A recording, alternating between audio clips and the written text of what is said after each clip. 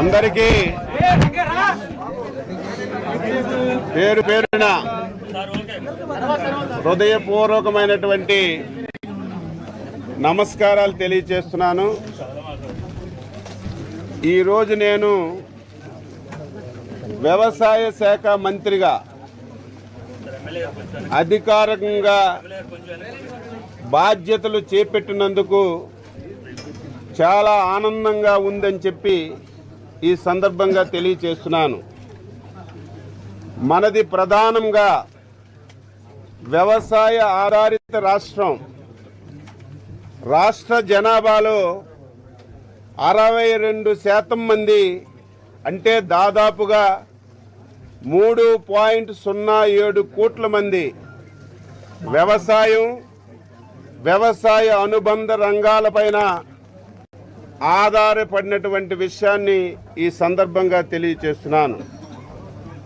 ఇటువంటి వ్యవసాయ రంగం, సహకార రంగం, మార్కెటింగ్ రంగం, పశు వైద్యం, డైరీ డెవలప్మెంట్ మరియు మత్స్యశాఖ లాంటి కీలకమైనటువంటి రంగాలను కలిపి ఆ మంత్రిత్వ శాఖను నా మీద అచంచలమైన విశ్వాసం, నమ్మకంతో అప్పజెప్పినటువంటి రాష్ట్ర ముఖ్యమంత్రి పెద్దలు గౌరవనీయులు శ్రీ నారా చంద్రబాబు నాయుడు గారికి హృదయపూర్వకమైనటువంటి నమస్కారాలు తెలియజేస్తున్నాను.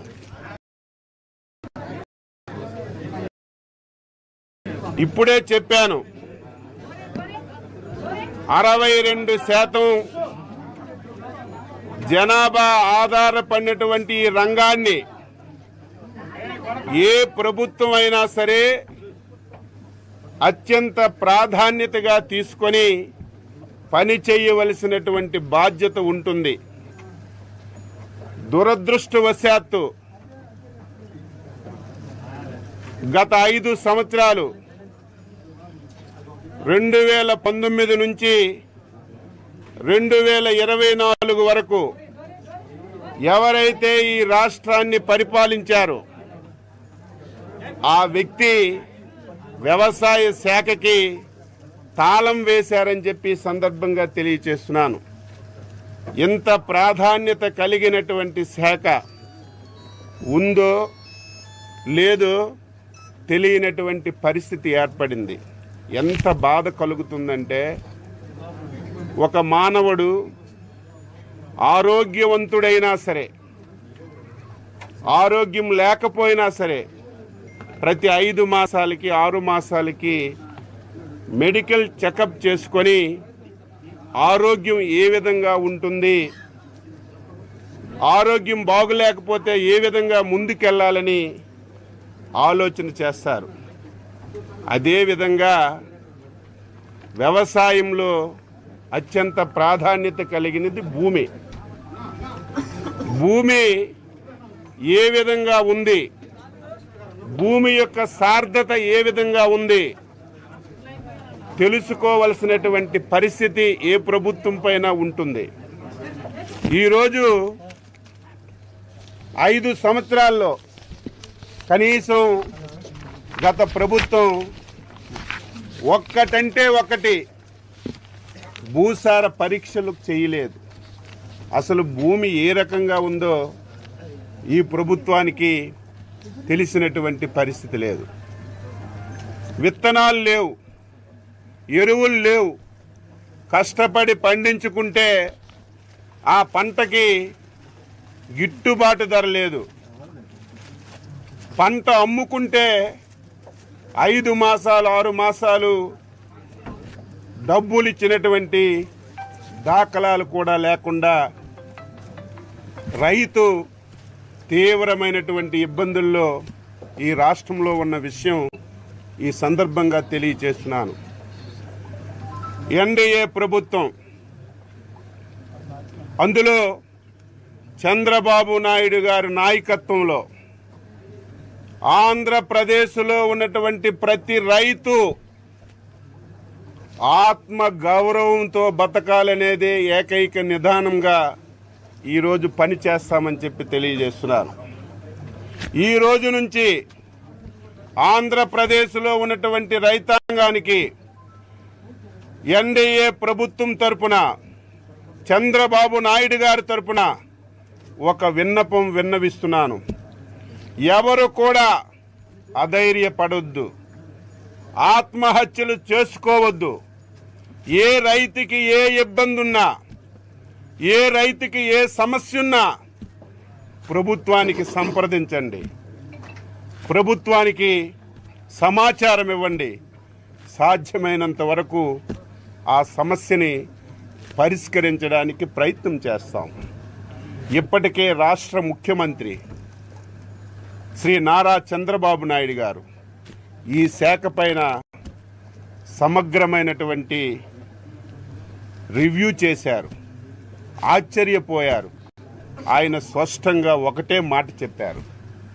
2014 నుంచి 2019 వరకు ఆ రోజు తెలుగుదేశం ప్రభుత్వం వ్యవసాయ రంగానికి, వ్యవసాయ అనుబంధ రంగాలకి ఎటువంటి కార్యక్రమాలు చేశారో అవన్నీ కూడా మళ్ళీ పునఃప్రారంభించమని స్పష్టంగా ఆదేశాలు ఇచ్చారని చెప్పి ఈ సందర్భంగా తెలియజేస్తున్నాను.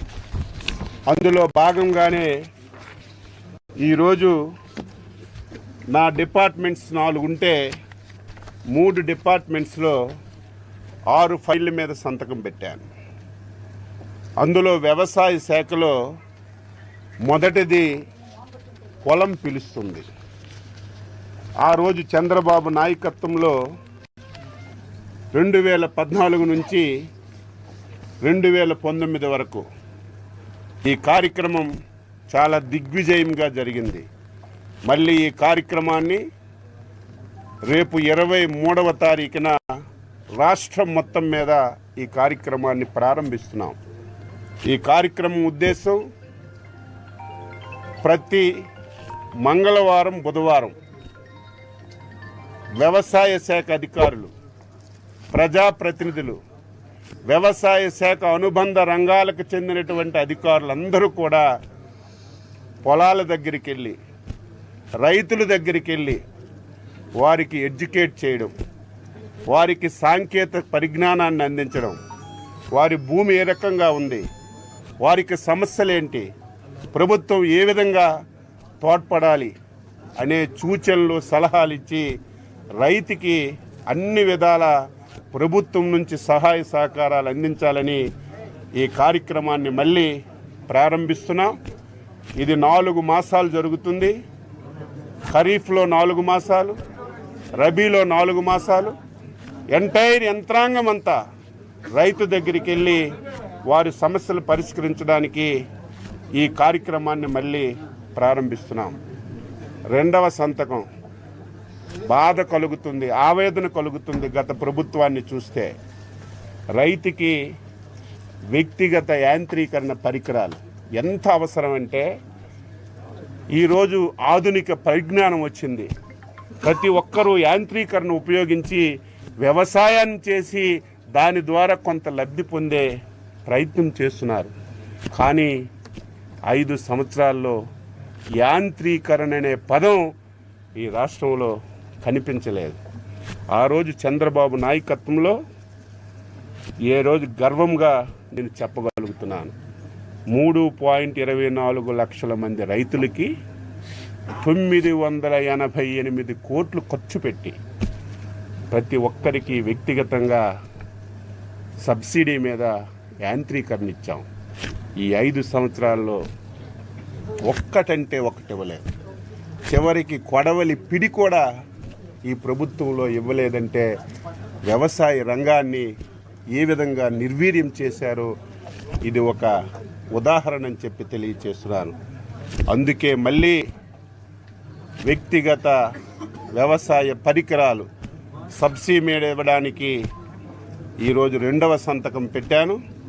దీనికి గైడ్లైన్స్ అన్నీ కూడా ఫ్రేమ్ చేసి మళ్ళీ రైతాంగానికి అన్ని అవసరమైనటువంటి పరికరాలన్నీ కూడా ఇస్తాం. రెండవది, మీ అందరికీ తెలుసు, మత్స్య శాఖలో ఎంత దారుణం అంటే అందరూ వద్దన్నారు. ఇప్పటికే న్యాయస్థానంలో కొన్ని వందల కేసులున్నాయి. మత్స్యకారులకి జీవనాధారమైనటువంటి ఏవైతే ట్యాంక్స్ ఉన్నాయో అవన్నీ కూడా వాళ్ళ నుంచి లాక్కొని ఈ ప్రభుత్వంలో ఉన్నటువంటి పెద్దలు తీసుకోవాలని ప్రయత్నం చేయడానికి 144 జీవో ఇచ్చారు. దాన్ని మళ్ళీ అమలు చేయడానికి 217 జీవో ఇచ్చారు.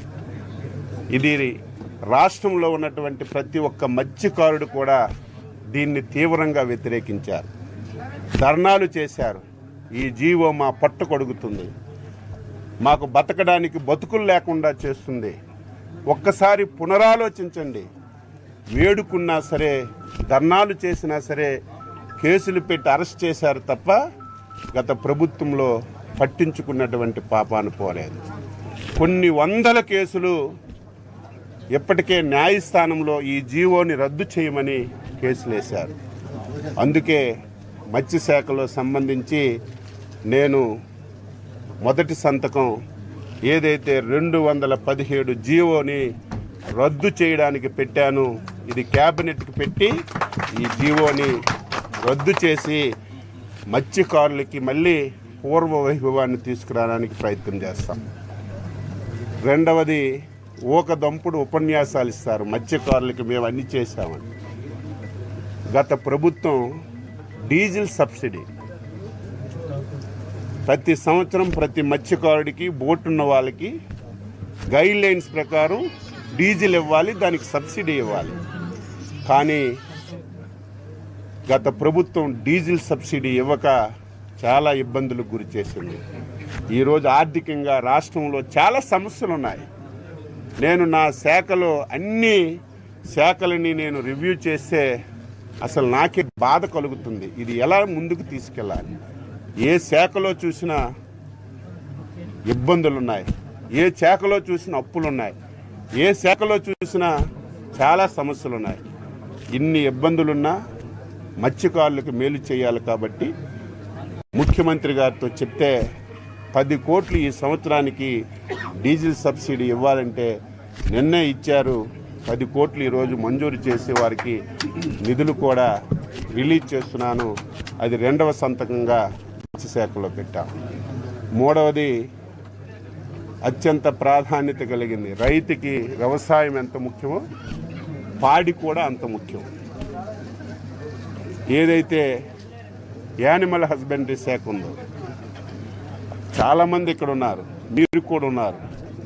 తెలుగుదేశం ప్రభుత్వం అధికారంలో ఉంటే ప్రతి 2 మాసాలకి 3 మాసాలకి మెడికల్ క్యాంపులు పెట్టేవాళ్ళు, ప్రతి యానిమల్కి డీవార్మింగ్ చేసేవాళ్ళం. ఎక్కడ ఇబ్బందులున్నా ఇబ్బందులని పరిష్కారానికి ఒక మార్గాన్ని చూపేవాళ్ళం.